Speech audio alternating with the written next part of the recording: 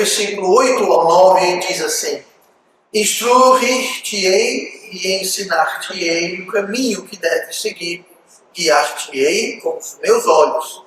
Não sejais como o cavalo, nem como a mula, que não tem entendimento, cuja boca precisa de cabresto e freio, para que não se cheguem a ti. Hoje eu quero falar sobre um tema que vamos tirar diretamente aqui do Salmo 32, versículo 9, que nós lemos, que diz: não sejais como o cavalo, nem como a mula. Então esse é o tema de hoje. Não seja como o cavalo ou a mula. Não seja como o cavalo ou a mula. Eu sempre gostei de cavalos.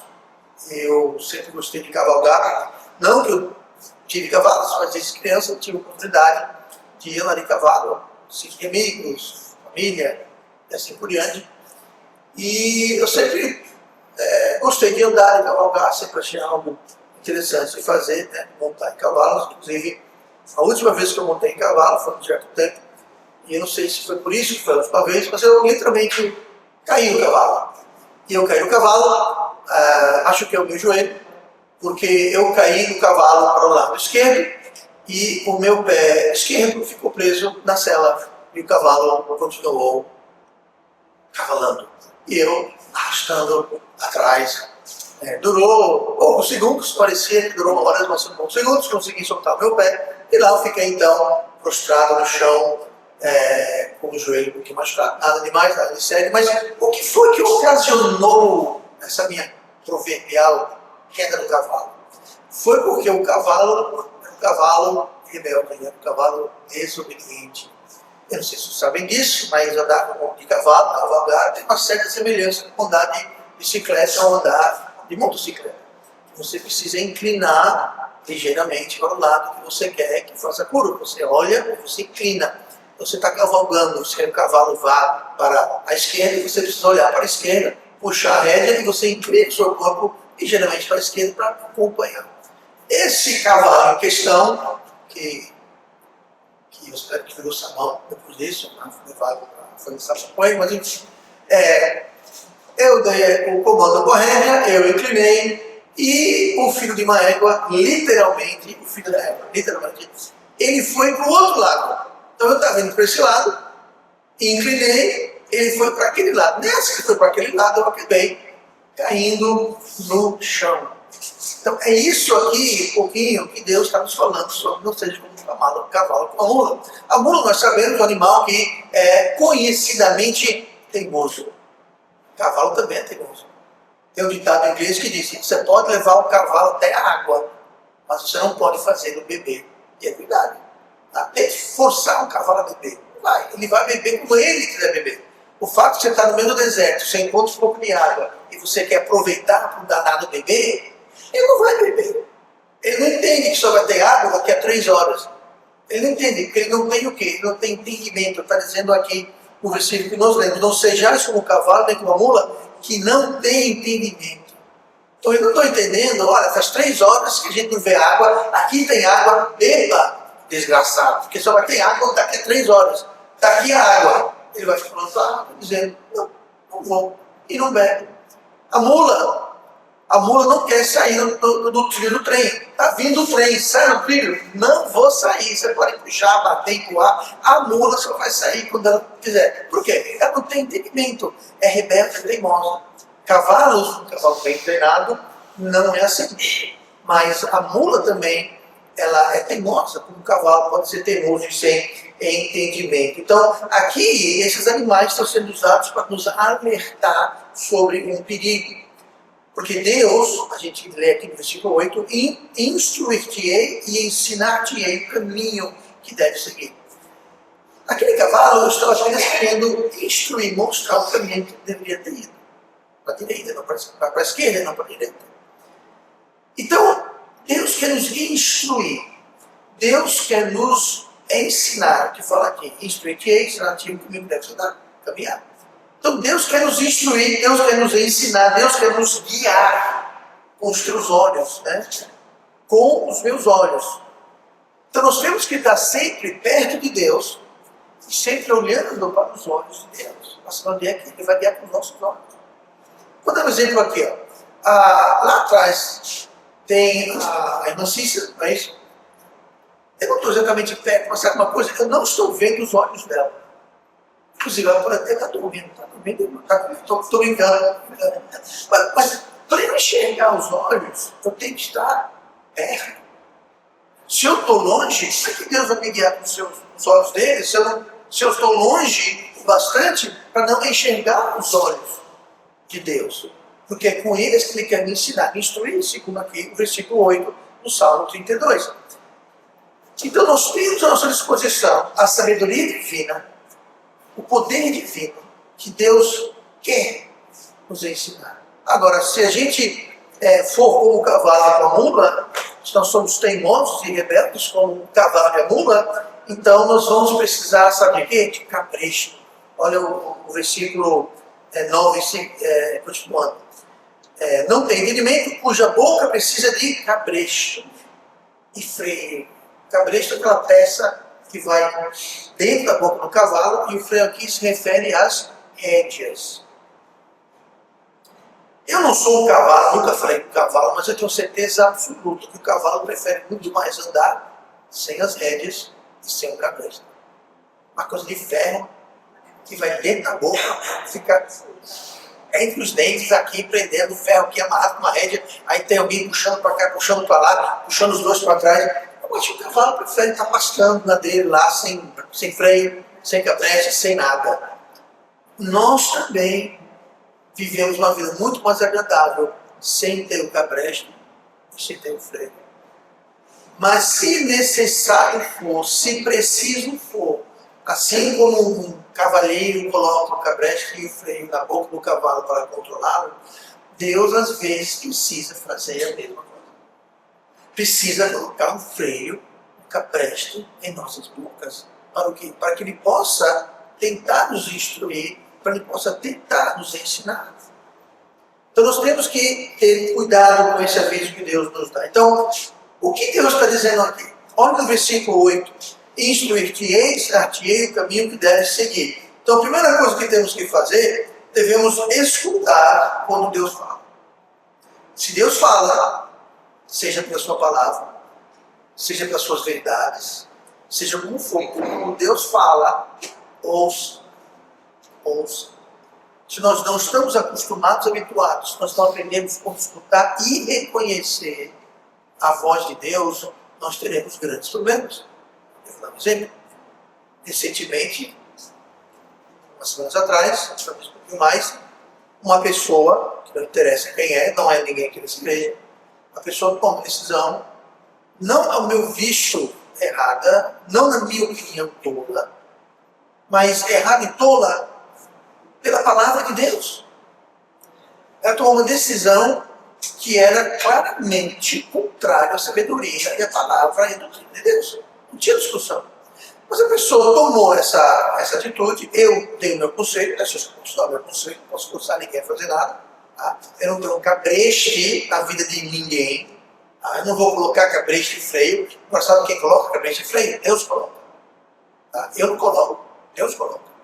Então, eu dei meu conselho, foi usado, e foi dito assim: não, eu vou fazer isso de todo jeito e esperar que Deus concorde. Falei, você está parecendo uma mula, porque Deus não concorda, porque você está fazendo expressamente, descaradamente, contrário ao que a Bíblia fala. Como é que Deus vai concordar? Como é que Deus vai abençoar? Deus não vai abençoar. O que estava fazendo? Agindo como um cavalo e como uma mula. Deus dizendo, vá para cá. Eu falei, não, vá para aqui. Deus dizendo, sai daí. Vou sair, não, vou ficar aqui. Quando quiser eu saio. Deus nos dá a liberdade de tomar escolhas tolas. Mas nós não temos liberdade de se esquivar das consequências. Lá em Hebreus fala assim, tudo que o homem semear, isso também ele ceifará. Ou seja, plante o que quiser, só não reclame da colheita. Não reclame da colheita. Ah, pastor, mas eu queria colher maçã. E por que plantou uva? Ah, eu queria colher morango. Então por que plantou pera? Plante o que você quiser. Agora entenda, o que você plantar, você vai colher. Tudo que o homem plantar, tanto coisas boas como coisas ruins. A gente planta coisas boas, vamos ter uma boa colheita, frutos bons. Se a gente planta coisa ruim, nós vamos colher coisa ruim. Então, nós temos que entender que temos que escutar a Deus. Eu não sei se você sabe isso, mas um cavalo, quando for lidar com um cavalo, olhe para as orelhas do cavalo. A orelha do cavalo é um termômetro. Se ela estiver em pé, tudo bem, está alerta, está tranquilo, está na dele. Mas se ele abaixar suas orelhas, fique esperto. E nunca ande de trás de um cavalo que tiver com a orelha baixa. Por quê? Porque ele vai com isso. O cavalo com a orelha baixa, ele está efetivamente ou com raiva, ou com medo. Ele está em estado de alerta. Ele está pronto para tomar uma atitude. Eu imagino, se muitas vezes quando a gente está ouvindo a palavra de Deus, ou lendo a palavra de Deus, ou quando alguém traz, como trouxe para aquela pessoa, por mencionar agora, um conselho da palavra de Deus, se a nossa orelha, ela não faz isso, mas se ela fizesse isso, a nossa orelha ficaria como? Tem gente que quando ouve a verdade, ao invés de fazer, não, realmente, Deus está dizendo, então, não, elas ficam rebeldes, tensas e revoltadas, como o cavalo quando baixa o olho, pronto para dar um coice. Pior que nesses casos, você vai dar um coice contra Deus. Pois é. Eu não sei contra você, mas eu não quero brigar com Deus. Por mais forte que seja o meu coice, não é nada comparado com o que Deus pode fazer na nossa vida. Então eu não quero dar coice a Deus. Então quando a gente ouve, a gente entende a palavra de Deus, nossos orelhas não devem fazer como um cavalo, que abaixar para baixo e ficar pronto para a briga, pronto para reagir. Não, ouça, Deus nos ama. Deus deixou sua palavra justamente para ser uma bênção em nossas vidas. Então se Deus fala, às vezes pode doer, às vezes é algo que nós não queremos ouvir, mas é o correto, o certo e é o melhor para a gente, o melhor que nós podemos fazer. Então várias vezes nós temos aqui alertas da Bíblia. Eu vou ler só alguns rapidamente. 2 Crônicas 24, o versículo 19 diz assim: atendei-me, povo meu e nação minha, inclinai os vossos ouvidos para mim. Quer dizer isso? É inclinar o ouvido, é fazer o seguinte: Deus está falando, você faz assim. Para quê? Quero ouvir, você inclina. Se aproxima, você inclina. Inclinai os teus ouvidos, inclinai os vossos ouvidos para mim, porque de mim sairá a lei, e o meu juízo farei repousar para a luz dos povos. Então aqui quando a gente inclina o ouvido, a consequência não é só para a gente. É para a luz dos povos. O que quer dizer isso? Aqui, luz dos povos está falando que a lei de Deus vai ser algo para abençoar os povos do mundo inteiro. E é verdade.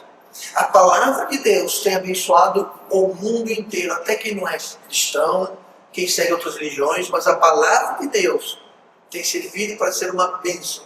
É outro tema, é outro assunto, para só dizer isso. Mas, o que isso quer dizer para nós? Esquece o povo de Deus, Israel e os povos da terra. O que isso quer dizer para mim, para você, hoje, aqui, para as pessoas ao nosso redor? É o seguinte: porque de mim sairá a lei, ou seja, o que é certo e o que é errado, e o meu juízo farei repousar para a luz dos povos. Ou seja, as pessoas vão ver, aquilo vai ser uma luz para as pessoas em nossas vidas. Quando as pessoas, nossa família, vizinhos, colegas, veem nós ouvindo e seguindo o conselho de Deus, aquilo vai ser um testemunho e um exemplo para as pessoas, para o povo, os povos ao nosso redor. Eles vão ver Deus abençoando, Deus livrando, Deus trabalhando, e aquilo vai servir de testemunho e luz. Não é só para mim, para as pessoas ao nosso redor. Nossos filhos, não é isso? Nossas famílias vão ver a mão de Deus abençoando. Isso vai servir de luz. Isaías 51, versículo 4. Atendei, povo meu, nação minha, inclinai vossos ouvidos para mim. Está repetindo. Gente, quando Deus repete coisas, é para a gente ouvir. Tá? Continua. Porque os quais... Calma aí. Deixa eu ler. Eu misturei os versículos. 2 Crônicas 24, eu li como Isaías 51, 4. Não vou ler Crônicas 24 agora. 19. Porém enviou profetas entre eles para os conduzir ao Senhor, os quais protestaram contra eles, mas eles não deram ouvidos. Então aqui o que está dizendo, em 2 Crônicas 24, o que de fato está dizendo, é que Deus mandou profetas para quê? Para protestar contra eles, ou seja, para levar a palavra e falar, vocês estão errados. O que eles fizeram? Não lhe deram ouvidos. Ou seja, o profeta veio e falou, o povo fez assim, não sei, não quero saber, não tem nada quem sabe. Não ouviu, simplesmente não ouviu. E Êxodo 15, último exemplo aqui, versículo 24, e disse, se ouvires atento a voz do Senhor teu Deus, e fizeres o que é reto diante dos seus olhos, e inclinares os teus ouvidos aos teus mandamentos, e guardares todos os seus estatutos, nenhuma enfermidade porei sobre ti, que pus sobre o Egito, porque eu sou o Senhor que te sara. Que interessante, ele fala sobre inclinar o ouvido e guardar. Ele fala sobre fazer o que é reto. Então Deus fala, nós obedecemos, ele fala aqui, eu não porei nenhuma enfermidade sobre ti, que colocou nos Egito. Que enfermidade? Aqui está falando sobre as 10 pragas do Egito. E Deus fala, eu fiz aquilo porque o faraó se rebelou contra mim. Mas se você ouvir minha voz e seguir meus mandamentos, eu não trarei aquilo em vocês. Deus vai trazer livramento, proteção e cura. E note aqui, a enfermidade não era só uma doença física. Teve muitas das pragas que não eram algo físico. Era algo que afetava a sociedade. Mas enfim. Então, muitas vezes o que acontece, como aconteceu com o faraó lá no Egito com Moisés, Deus ele permite tragédias pessoais, tragédias naturais muitas vezes, como uma forma de dizer, ei, dê ouvidos. Foi exatamente o que ele fez com o faraó. Ele falou para o faraó, deixe o meu povo ir. O faraó falou, não, endureceu o coração. Aí veio uma praga. Deus voltava, deixe o meu povo ir. Não, veio outra praga. Deus queria chamar a atenção do faraó para que o faraó obedecesse. O faraó obedeceu? Não. O resultado, a nação do Egito foi destruída, o faraó foi destruído, junto com o seu exército, porque ele se recusou a inclinar os ouvidos e fazer o que era certo perante Deus. A mesma coisa acontece com cada um de nós. Se Deus fala e nós nos recusamos a ouvir, nos recusamos a fazer, Deus vai trazer coisas em nossas vidas. Que coisas são essas? Uma série de coisas que basicamente vai ser o quê? Cabresto e frio. Para nos controlar.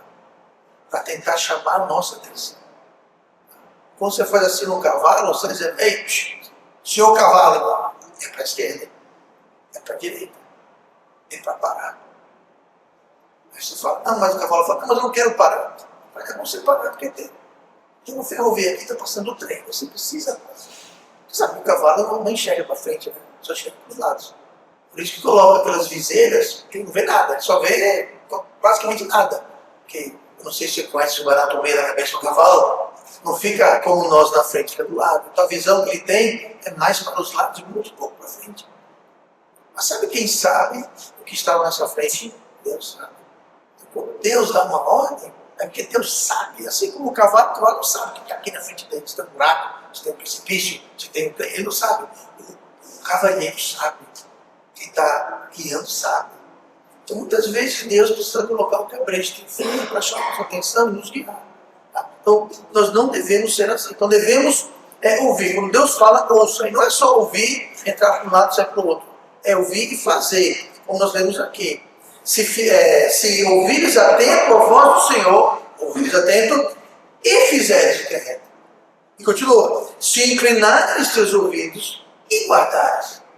Então não é só ouvir, é ouvir e obedecer. Se só ouvir, o faraó ouviu. O faraó sabia que era para deixar o povo de Deus sair. Ele sabia. Ele só não obedeceu. O resultado foi trágico. Segunda coisa que devemos fazer aqui rapidamente, devemos ouvir a Deus, e no versículo 9, no Salmo 32, não sejais como um cavalo, nem uma mula que não tem entendimento. Então, nós temos que ouvir, nós temos que ter entendimento. O cavalo e a mula não tem entendimento, tem que botar o cabresto. Nós vimos agora, a gente não quer um cabresto, na realidade. Mas enfim, então, o que é ter entendimento? O que é entendimento? Entendimento é saber aplicar a sabedoria. Sabedoria só na mente e no coração não resolve nada. É como você ter um remédio. Ó, tem aqui um remédio maravilhoso. Tem aqui uma vitamina, um suplemento fantástico. Se você comprar, botar ele ali, esquecer que existe, não pode fazer bem nenhum. Entendimento é você não só ter o remédio, você tomar o remédio. Sabedoria é saber o que fazer. Entendimento é fazer o que deve fazer. Você não pode ter entendimento se você não tem sabedoria. Você não pode tomar um remédio se você não tem um remédio. Então você tem que ter sabedoria, mas você tem que ter entendimento. Como colocar aquilo na prática. Você saber o que fazer e não fazer, não resolve lá outra coisa para ninguém. Por exemplo, Salomão, era um sábio. Salomão começou com sabedoria e Salomão tinha entendimento. A Bíblia fala que Deus deu para ele sabedoria e entendimento.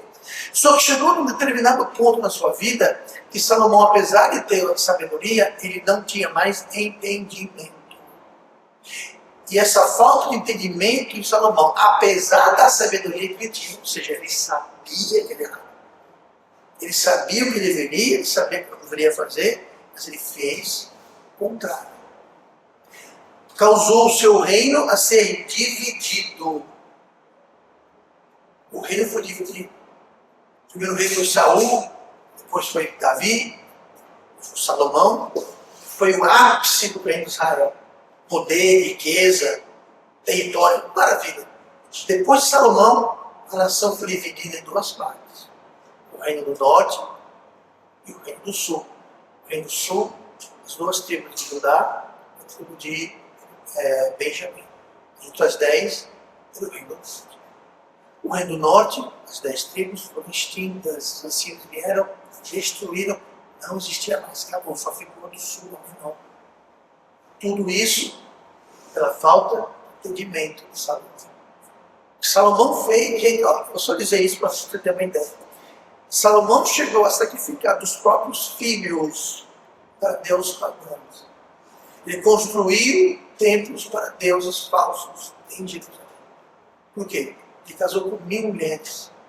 Mulheres que eram de outras nações, que tinham deuses pagãos. Ele importou tudo isso. Ele corrompeu, contaminou a nação de Israel. Ele não sabia que era errado. Ele sabia que o rei não deve. A lei falava que o rei não deve multiplicar para si mulheres. Ele sabia. Muito menos casar com mulheres que não eram da nação de Israel. Ele sabia disso. Mas ele foi e fez. Do mesmo jeito. E causou a destruição mesmo. Então, vamos ter muito cuidado. Então, Deus ele quer nos ensinar. Deus quer nos instruir, quer nos guiar. Então nós temos que andar com fé. Para a gente andar com fé com Deus, nós temos que ter 3 coisas, eu mencionei para o rapidinho. Nós temos que saber. Tá? Provérbios 2, versículo 2. Falando sobre sabedoria. Para fazeres atento o teu ouvido. Fazeres atento o teu ouvido à sabedoria e inclinares o teu coração ao entendimento. Então você veja, primeiro nós temos que ter o ouvido atento à sabedoria. Tem que ouvir, tem que saber a sabedoria, mas eu preciso inclinar o meu coração. Aí a minha vontade. Eu vou fazer. Não é só saber, é saber e fazer. Nós temos que ter o coração perante Deus. Provérbios 9, 6. Deixai os insensatos e vivei. Insensato é o tolo. Está dizendo, não ande com o tolo. Deixa ele lá. Deixai os insensatos e vivei. E anda pelo caminho do entendimento. Caminho do entendimento. Para andar no caminho do entendimento, tem que ter sabedoria. Mas se a gente anda com os tolos, os insensatos, o tolo e o insensato vai nos destrilhar, vai nos confundir, vai nos contaminar. Por isso que fala, deixai os insensatos e vivei. Se você não deixar os tolos, você vai ter problema. Então nós temos que saber e entender com o coração e depois temos que fazer. O Salmo 111, versículo 10. O temor do Senhor é o princípio da sabedoria. Bom entendimento. Quer entender? Quer ter sabedoria e entendimento? Quer ter entendimento? Bom entendimento tem todos os que praticam os seus mandamentos. O que é praticar os mandamentos? É obedecer. Quando nós obedecemos, praticamos o que Deus manda, nós teremos entendimento. O que quer dizer isso? Eu posso saber, mas eu não vou entender. A mente humana funciona assim. Quando eu entender, aí eu faço. Deus não trabalha assim. Deus fala, obedeça. Mesmo não gostando, mesmo não entendendo, obedeça. Quem? O pastor, a igreja? Não, obedeça a palavra de Deus. Esquece o pastor, esquece a igreja. Igreja e pastor não é autoridade. A Bíblia é autoridade. Então o que Deus está dizendo aqui, obedeça. Mesmo sem entender direito, mesmo sem gostar muito, faça. Por quê? Porque bom entendimento tem aqueles que praticam os mandamentos. Os que cumprem, os que fazem. Então, para a gente entender, essa é a beleza do entendimento. Quando nós temos entendimento, nós vamos querer fazer. Nós vamos gostar de fazer. Não vai ser forçado, eu vou fazer por gosto. Mas isso só vem depois do Deus. Então tem muita gente que passa a vida sem nunca fazer a vontade de Deus, porque nunca entende. Nunca tem vontade. Nunca tem vontade porque nunca faz, nunca obedece. Quando nós sabemos e obedecemos, aí ficamos com vontade, aí vem o entendimento, a gente sabe, tudo isso. Agora eu quero fazer. Agora eu entendo e faço com gosto. Antes eu não entendi e fazia forçado, mas eu fazia ótimo. Você não tem que fazer porque você gosta ou não gosta, você tem que fazer porque Deus manda. E quando nós fazemos porque Deus manda, aí vem o entendimento, aí vem a vontade, aí vem o gosto. Não é mais um arrasta-pé, fazer a pulso. Não, você faz aquilo naturalmente. Você quer fazer aquilo. Então, cavalos são guiados como? De fora para dentro, nunca cabresto. Sejamos guiados de dentro do coração. Mente, coração, ação. Quando a gente faz isso, então a fé se torna o nosso cabreste e freio. A nossa fé em Deus é o que vai nos guiar. Deus não precisa vir colocar um cabreste e freio na nossa boca, porque a fé de Deus está no guiando, porque nós temos fé e entendimento na sua palavra. E não ser controlado por coisas externas, como a gente vê aqui no versículo 3, do Provérbios 26. O açoite é para o cavalo, o freio para o jumento e a vara para as costas do lobo. Essa palavra lobo quer dizer tolo. Não é louco de rasgar dinheiro, não. É tolo, intolo, sensato. Agora veja bem, o açoite é para o cavalo. Ai, pastor, o cabresto é muito ruim. O açoite é pior. Então não seja como cavalo, porque está dizendo aqui, o açoite é para o cavalo. Se nós agirmos como cavalo, nós vamos ser tratados como cavalos. O quê? Açoite. Deus não quer açoitar a gente. O freio é para o jumento. Aí o freio é o cabresto. E a vara é para as costas do lobo, comparando o lobo, o tolo, ao cavalo e ao jumento, a mula. Então nós temos que ser guiados por dentro, não por fora. Não com vara, açoite, cabresto. A não ser que nós estamos sendo como cavalo e a mula. Aí vai acontecer. Mas nós não devemos fazer isso. O exemplo que temos é o rei Davi. O rei Davi era guiado pelo coração. Boa parte da sua vida. Em Samuel 13:14 fala assim, isso aqui é Samuel falando para Saul, que foi retirado como rei porque desobedeceu a Deus. Diz assim, porém agora não subsistirá o teu reino, o de Saul. Já tem buscado o Senhor para si um homem segundo o seu coração, e já lhe tem ordenado o Senhor que seja capitão sobre o seu povo, por quanto não guardaste o que o Senhor ordenou. Então Samuel falou assim para Saul, você não vai mais ser o rei, o capitão do povo de Deus, vai ser outro que age segundo o seu coração. Então o coração de Deus ressonava com o coração de Davi. E Deus falou, eu vou usar Davi. Porque eu não preciso colocar cabresto, freio, açoite, vara, açoite nele. Eu posso guiá-lo com o seu coração. Porque o coração de Davi é segundo o meu coração. Deus falou. Então Davi substituiu Saul. E toda a descendência de Saul, que seria a família real, não foi. Foi, então, para Davi. Então nós temos que entender. Açoite e vara, cabresto e o freio. Como adultos, nós não deveríamos precisar disso. Agora, a primeira exceção que a Bíblia fala. Crianças. Jovens. Especificamente, nossos filhos, nossas filhas. Olha o que diz aqui, Provérbios 22:15. A tolice. A estultícia está ligada quer dizer colada. A estultícia está ligada ao coração da criança.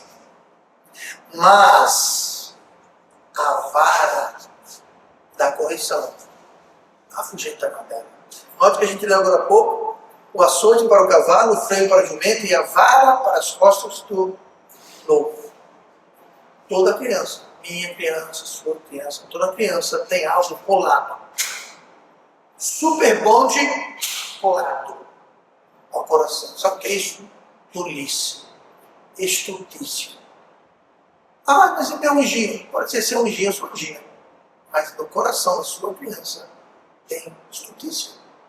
E quando nós éramos crianças, nós tínhamos estultícias. O problema é que muitas vezes a gente cresce, vira adulto e a estultícia continua lá, a tolice continua lá. Por isso que diz aqui, que nós lemos no Provérbios 26:3, a vara para as costas do lobo, do tolo. Por quê? Porque a estultícia nunca foi retirada do coração. Pastor, como é que a tolice é retirada? Está dizendo, mas a vara da correção a afugentará dela. É a vara da correção que vai tirar a tolice do coração da criança. Não adianta passar nada, tentar arrancar a vara da correção. O que quer dizer isso, pastor? Disciplina. Toda criança precisa de disciplina. Isso inclui disciplina verbal, mas também disciplina física. Então, veja bem, há uma grande diferença entre disciplina física e abuso físico e violência. Inclusive, há leis contra isso. Se alguém praticar disciplina física de forma errada, isso é crime e, mais importante, isso é pecado. Agora, você usar a vara de forma correta, controlada, pontualmente, corretamente, é isso que vai tirar a estultícia do coração da criança. Ah, mas eu nunca farei isso com meu filho. Não precisa fazer. Mas lembra que você pode plantar o que você quiser e colher o que você plantou? Faz parte disso. Quer disciplinar seu filho? Não discipline. Deus está dizendo que a vara da correção é que vai tirar a estultícia do coração da criança. Quer discordar com Deus? À vontade. Mas aí me diga como é que está seu filho. Mais cedo ou mais tarde. Eu conheço alguns casos, não nessa igreja, mas na outra igreja, estou lá há mais de 20 anos. Eu conheço pessoas que conheci desde pequenas. E eu dava esse conselho, eu lia isso, e algumas mães diziam, eu jamais vou fazer isso com meu filho. Faça. Eu posso contar histórias para você, tristes, de crianças que cresceram sem disciplina. O que aconteceu na vida delas? Digo mais, tem casos que a criança, quando era pequena, até não foi essa coisa toda. Mas depois que cresceu, a gente vê claramente a estultícia que não foi tirada quando deveria ter sido tirada. E aquilo afeta a vida. Agora eu vou, não fazer mais nada. A hora de tirar a estultícia do coração da criança com a vara é quando ela é criança. Depois que cresceu, sabe quem vai tirar a estultícia? A vida. A vida vai tirar. E muitas vezes nem tira. E não depende mais da gente que dos pais. Nossa janela de oportunidade é quando a criança. Você cresceu, está fora das nossas mãos. Então assim, mães, quer seguir o conselho de Deus, ou quer ser uma mula ou um cavalo? Depois vão cabresto e um freio na nossa filha. Muitas vezes chamado nossos filhos. Pense nisso. Sempre é melhor seguir o que Deus fala. Ah, mas eu não gosto. Eu vou dar um conselho aqui. Inclusive, na página da igreja, tem toda uma série que eu preguei sobre disciplina de criança. Está lá. Entendi. Tá bem detalhado. Mas uma coisa que eu repito várias vezes é o seguinte: disciplinar criança é um trabalho de amor. Por quê, pastor? Porque é desagradável.